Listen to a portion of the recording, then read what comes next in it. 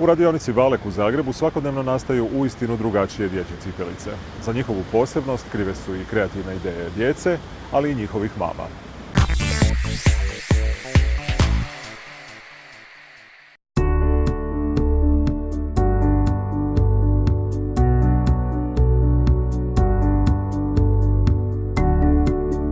Već više od pola stoljeća u obiteljskom majstorskom obrtu Valek nastaju prave ručno rađene cipele. Vlasnica Mirjana Tkalčec nastavila je tradiciju svog oca Valentina, kojeg su prijatelji zvali Valek, pa se i te davne 1963. odlučio da će upravo Valek biti cipele koje će on izrađivati.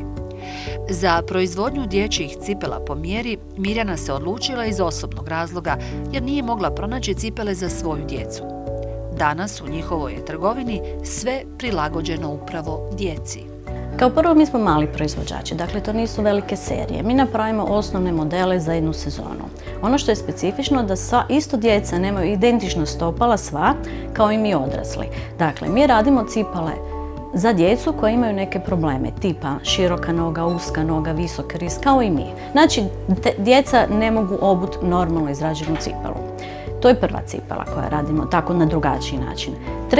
Treći stupanj bi bio djeca koja imaju problema sa stopalima, dakle koja su rođena sa problematičnim stopalima, odnosno imaju probleme koje su posljedice neke osnovne bolesti i to se reflektira na njihova stopala. Dakle, mogu hodati, teško hodaju, iskrivljeno hodaju i tako dalje. To su takozvane ortopedske cipele koje se onda rade individualno prema preporuci liječnika, ortopeda ili fizijatra za to dijete prema dijagnozi koju dijete ima.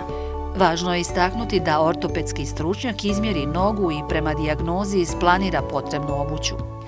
Djecu posebno veseli što nakon potrebnog mjerenja oni sami u stvari kreiraju svoj konačni izgled cipele, te mogu odabrati boju, uzorke ili neke specifične karakteristike, žele li cvijet, inicijale ili jednostavno loptu na svojoj obući.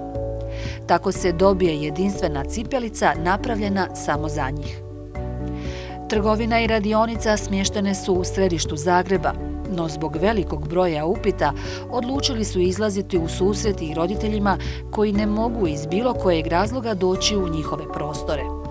Pošto je to individualno izrađena cipela, dakle obvezno je dijete izmjeriti, vidjeti stopalo i napraviti izmjeru, koja u Zagrebu dolazi kod nas. S obzirom da imamo puno naših mušterija van Zagreba, malo je teže doći do Zagreba, to košta, djeca su taj teško mobilna ili roditelji ne stignu, tako da mi 2 puta godišnje napravimo jednu malu turneju po Hrvatskoj, prođemo obalu, Rijeka, Split, Zadar, Makarska, Šibenik, odemo u Osijek malo, sad smo bili u Karlovcu, u zadnje vrijeme idemo i u Sloveniju, jer u Sloveniji je nažalost još lošija situacija što se tiče proizvodnje cipela po mjeri, tako da imamo puno korisnika iz Slovenije, idemo isto 2 puta godišnje u Maribor i u Ljubljanu.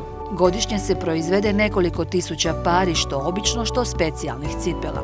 Sve to djeluje vrijedne ekipe od 12 djelatnika, a za izradu pojedinog para potrebno je od 2 tjedna do mjesec dana. Sve to ovisi o zahtjevnosti izrade, no i to bi se moglo promijeniti na bolje. Ako roditelj ima 2-3 djece, teško da će kod nas se svaku sezonu opskrbiti sa cipelama i sa papučama. A naši planovi su modernizacija proizvodnje, dakle da smanjimo troškove proizvodnje da bi bili onda ipak prihvatljiviji sa cijenom. To je nabavka jednog specijalnog stroja koji će nam zamijeniti jednu osobu.